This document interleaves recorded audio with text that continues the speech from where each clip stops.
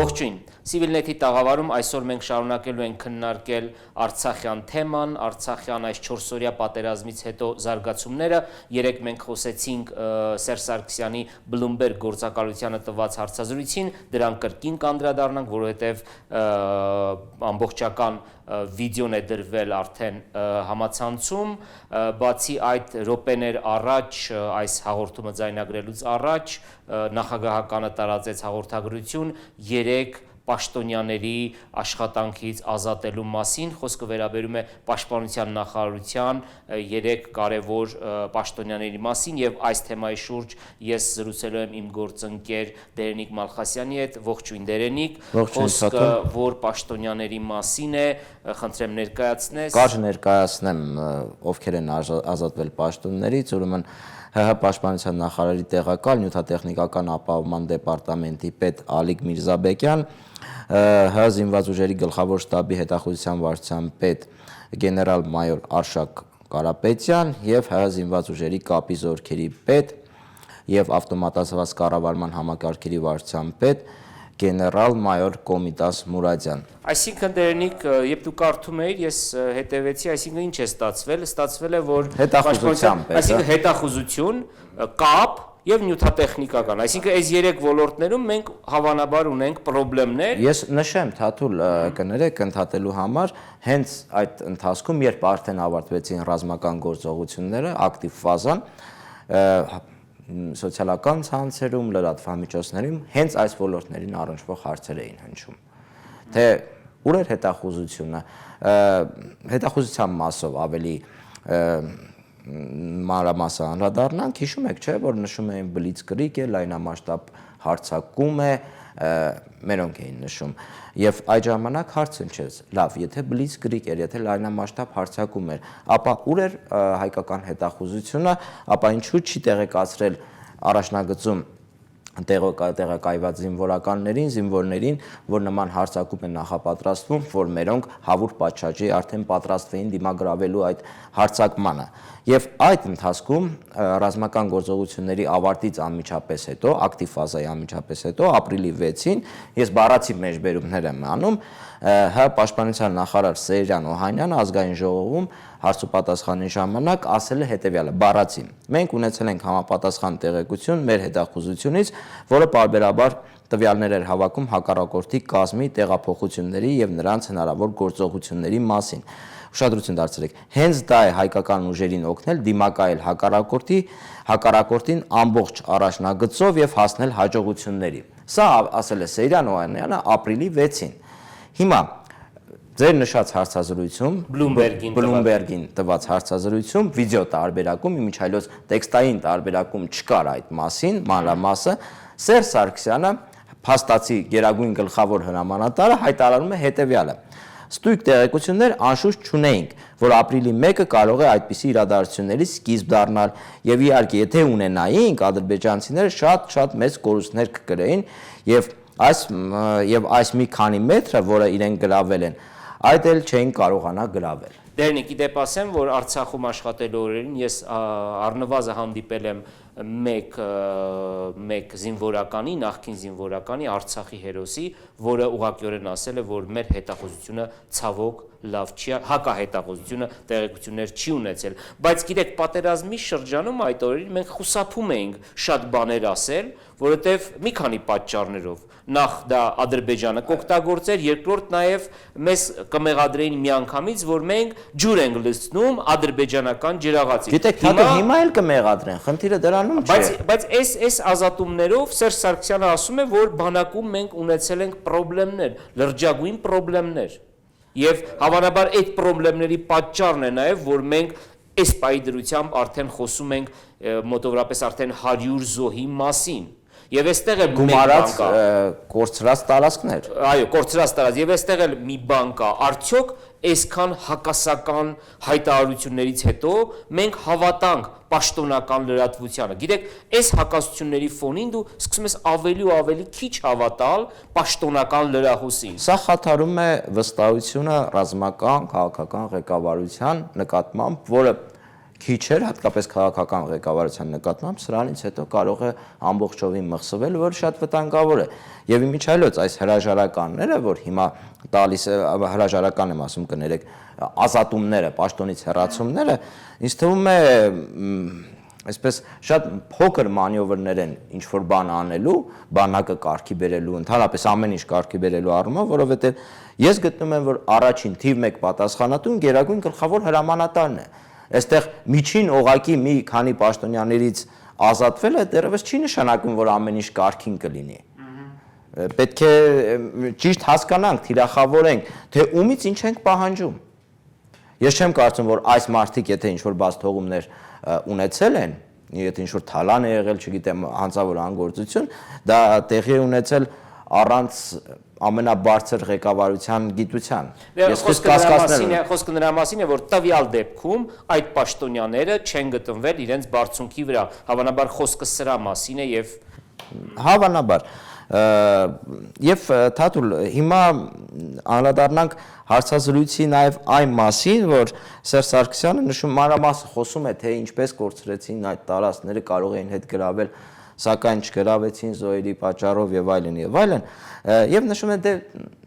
ռազմավարական տեսակետից դրանք որևէ էական նշանակություն չունեն։ Եվ այսօր մենք այսօր չէ, պարբերաբար մենք տեղեկություններ ենք ստանում, որ ռմբակոծվում են Թալիշը, Մարտակերտը եւ Մատաղիսը։ Լավ գիտեք տեղանքը, գիտեք դասավորվածությունը, առաջ ես չէի լսում, որ Թալիշ, Մատաղիս, Մարտակերտ նման ինտենսիվ ռմբակոծության ենթարկվել։ Նայեք, այո, ճիշտ է, առաջին անգամ երեկվա հարցազրույցում Սերժ Սարգսյանի նա ընդունեց, որ մենք կորցրել ենք տարածքներ Թալիշի բարձունքները, Թալիշի վրա, այսպես կոնկրետ չասենք, այսինքն կոնկրետ խոսքը այն բարձունքներից մեկի կամ երկուսի մասին է, որոնք նայում են դեպի ադրբեջանական Նավթալան քաղաքը եւ ամենամոտ գտնվող բնակավայրը, դա Թափ Կարակոյունլու բնակավայրն է, եւ երկրորդը խոսքը Լելեթեփե կոչված բարձունքի մասին է, դա արդեն հարավում է, այո։ Հիմա տեսեք, նախկինում մենք երեք խոսեցինք, նախկինում ասում էին, որ չենք կորցրել, ասում էին մեկն ենք կորցրել, հիմա ասում են երկուսն էլ կորցրել ենք, ասում են, բայց դա այդքան էլ կարևոր չէ։ Ես կարծում եմ, որ եւ շատերն են կարծում, ես ռազմական փորձագետ չեմ, բայց անկասկած այդ երկու տարածքներն չափազանց կարևոր են, բավական է բացել քարտեզը եւ տեսնել, որ այդ բարձունքներից ադրբեջանցիները անընդհատ նշանառության տակ են պահելու Թալիշն ու Մատաղիսը, հատկապես Թալիշը եւ Թալիշը վերաբնակեցնելու մասին մի քիչ արդեն նաեւ հոգեբանորեն դժվար կլինի եւ երկրորդը հարավից այդ Լելեթեփե բարձունքը, որ նույնպես ադրբեջանցիները գրավել են, արդեն բավականին դաշտավայր է բացում եւ դա կարեւոր նշանակություն ունի։ Ճանապարհներ են վերահսկում։ Այո, այնպես որ պետք չի այդպես նորից այդ ձևով ասել, որ դե կարեւոր չի։ Գիտեք, կարեւոր է ասել, որպեսզի մենք նաև հետագայում իմանանք, որ թե ինչպես ենք դիմակայում մեր հակառակորդին։ Բացի դա հարցազրույցում, որ նա տվել էր Bloomberg-ին, Սերժ Սարգսյանը մի քանի այլ կարևոր պահեր էլ կար, որ նախքան կարևոր այդ ձեր նշած հանգամանքներին անդրադառնալուն, նշեմ, որ նաև մենք զսպում ենք Մատաղիս, Թալիշ բնակավայրերի վրա ռմբակոծությունները Նավթալան նշանառության տակ պահելու միջոցով, որը կատարում ենք հենց այն բարձունքից, որը հիմա անցել է ադրբեջանցիների վերահսկողության տակ։ Դրանով իսկ կարծում եմ շատ էլ ստրատեգիական էլ շատ էլ մարտավարական բարձունքներ են, անդրադառնանք ձեր նշած կարևոր հանգամանքներ, երևի բանակցություններին է, այո, բանակցությունների հետ կապված, մինչև այդ ես էլ եմ գրել, շատերն են գրել եւ դա մեծ ինչ որ մեծ բացահայտում չեն կարել, էլի։ Ըստ էության երեկվա հարցազրույցով Սերժ Սարգսյանը ասաց, որ այո, մենք բանակցում ենք փուլային տարբերակ։ Իհարկե այդ բառը չօգտագործեց։ Նա ասաց, որ մենք մեր այս բանակցությունները հիմնված են 2007-ին ներկայացված Մադրիդյան փաստաթղթի ավելի լրամշակված, ավելի, այսպես ասեմ, մանրամասն տարբերակի վրա, որը ենթադրում է 5 տարածքների վերադարձ առաջին փուլում եւ դրա դիմաց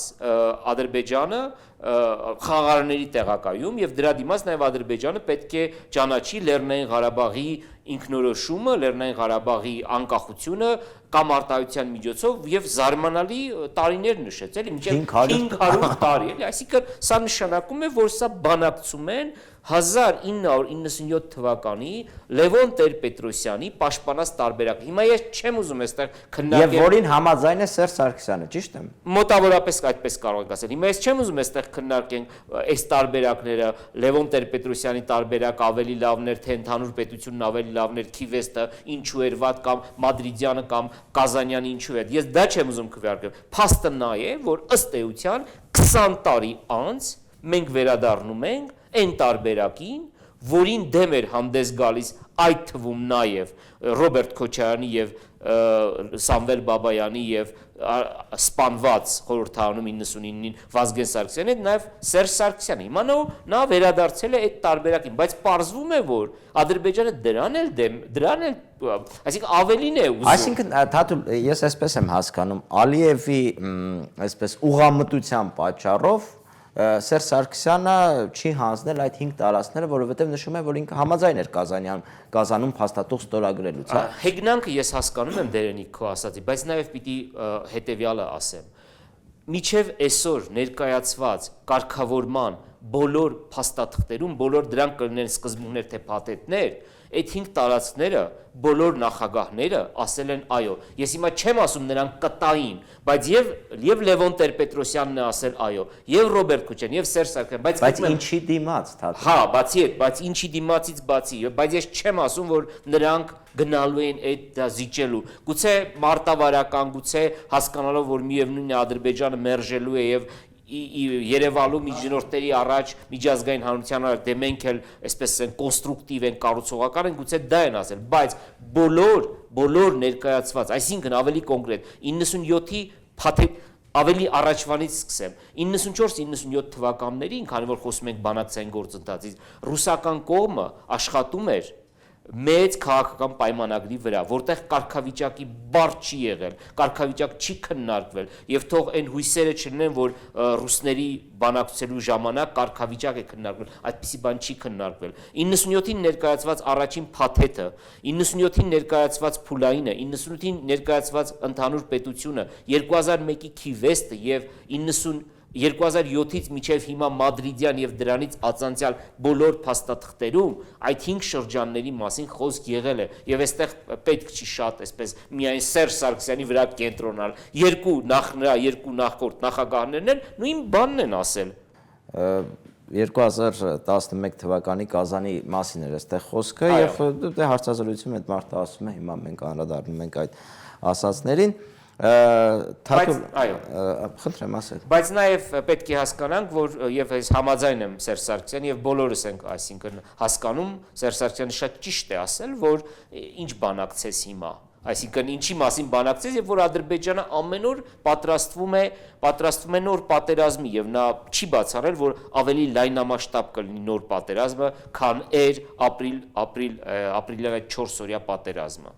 Դե այստեղ ուրեմն կարևոր է որպեսզի մենք կարողանանք երկրում իրականացնել ֆունդամենտալ բարեփոխումներ ռազմական, տնտեսական ոլորտում, որովհետև այս 4 օրյա պատերազմը ցույց տվեց, որ թիկունքը, մեր թիկունք Հայաստանի Հանրապետությունը երկարատև պատերազմի կարծես թե այդքան էլ արդյունավետ չի պատրաստվել, որովհետև մենք շատ աշխատանք ունենք այստեղ անելու եւ մեկ նշում բանակցային գործընթացի չգոյության հետ կապված, քանի որ Սերժ Սարգսյանը ասում է գոյություն չունի բանակցային գործընթաց անմիջապես հետո,